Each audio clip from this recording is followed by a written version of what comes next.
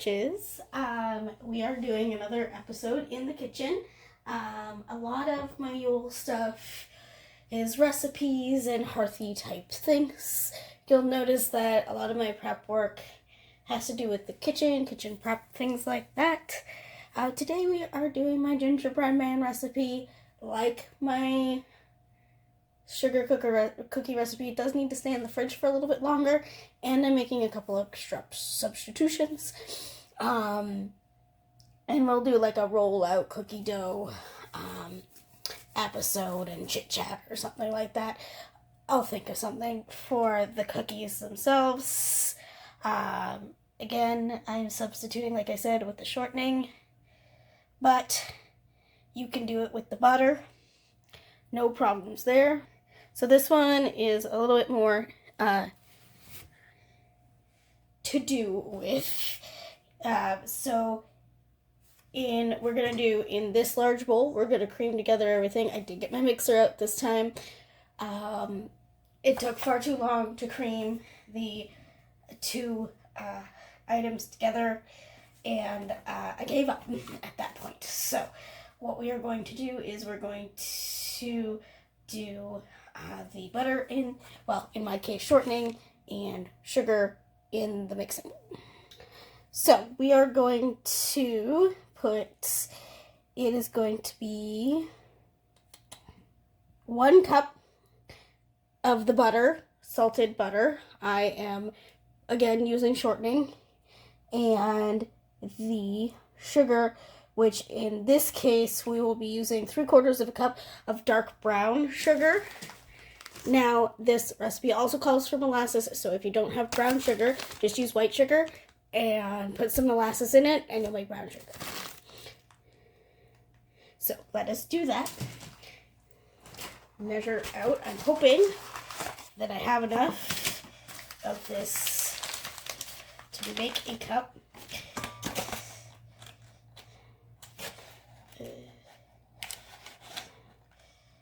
Just under, we should be fine. I'm gonna add that to the bowl, and then our sugar. So 3/4 of a cup of this brown sugar. And it does not say packed or unpacked. I think I'm gonna do packed.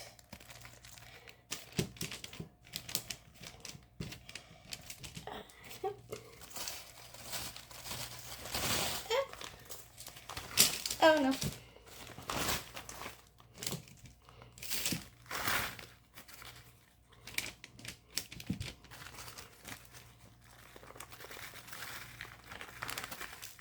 And I'll make the appropriate notes on my recipe for next time, if this is what it's supposed to be. So there we go. 1/4 cup of brown sugar with the, in this case, the shortening, and we're just gonna mix that up. So I snapped it in just because it's really loud off camera. Then I'm going to whisk it with my paddle attachment. You'll see I have 2 different paddle attachments. I prefer this one with baking for cookies specifically, so I'm gonna use it. It's what I'm used to. So let's snap that into place and do a little whisk.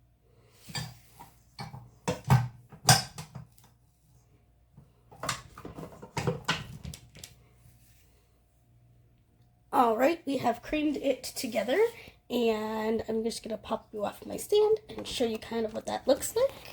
This is what it looks like in the bowl when it is creamed together. You will need a spatula.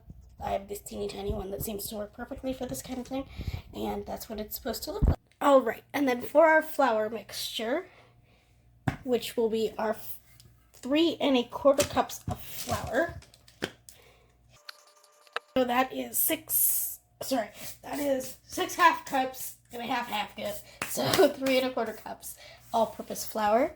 And then you'll need 1/2 teaspoon of your baking soda, not powder. soda, nut powder, a quarter of a teaspoon of salt,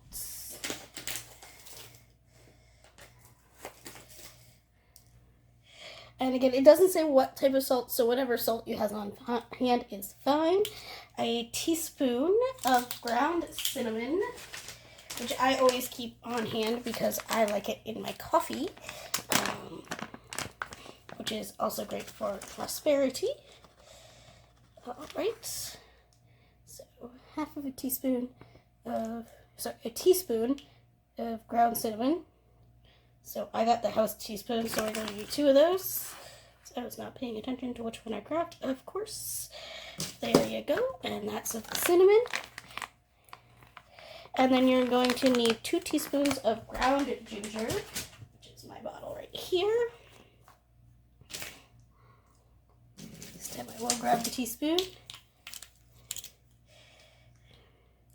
So 1, 2.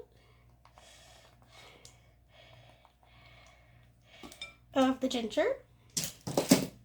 And then you'll need a quarter teaspoon of cloves.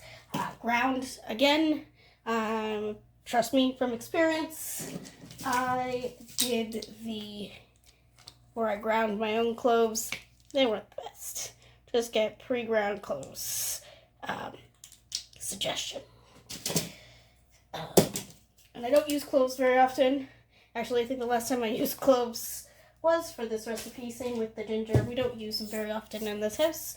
I believe this is the only recipe that we use them for. So we're just going to incorporate all those lovely spices into our flour. And don't worry, this doesn't have to be perfect. It's going to get mixed in the blender anyway. Or the hand mixer, whichever you choose. All right, so we've got that all done for you.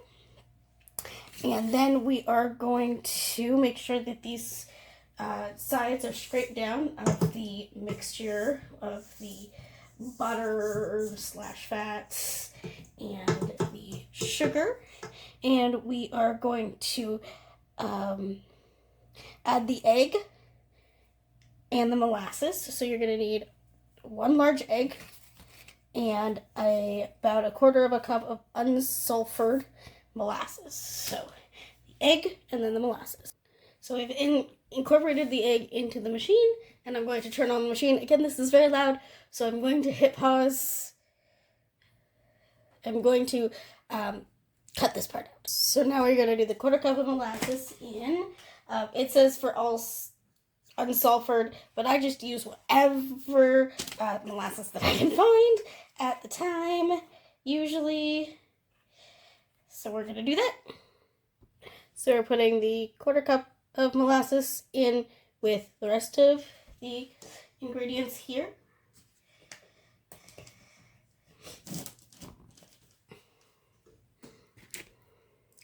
And again, if you're only going to use them in this recipe, don't get brown sugar for a while if you use brown sugar a lot, because you can utilize your molasses to use it up if you need to in things like white sugar, make brown sugar out of it. Or if you live in Ontario, you can get molasses from Bulk Barn and just get the amount that you need, because that way you're not wasting anything. So now we're going to mix this up and then add the flour. This is what it looks like before I put in the flour mixture. I do have to say, if you don't like molasses, this is not probably the recipe for you. It does smell quite a bit like molasses in my kitchen right now. All right, so I've moved you a little bit closer to the bowl so you can kind of see what's going on. Over here, we are going to gradually add the flour mixture and blend until it's combined. Like the other one, you don't want to overmix this one because you won't get the consistency you want for your dough. So as you saw, it's a little crumbly, but I do think that is the effect instead of using the actual butter as to this, because I believe that happened not only to the sugar cookies, which you saw, but I believe that happened last year when I did the same type of batch to it. So let me just kind of clean up my area a little bit, and we will wrap this and put it in the fridge. All right, same as last time. We'll just take our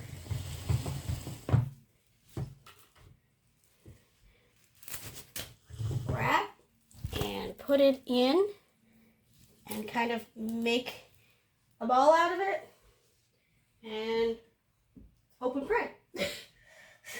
So let's see how this works. So this recipe calls for them to be into 2 dough instead, and I am hoping that in the refrigerator it helps that shortening harden up a little bit so that we can roll them out. And that is all I had for you for this day, which is I'm going to clean up here, and we'll see you tomorrow. Bye!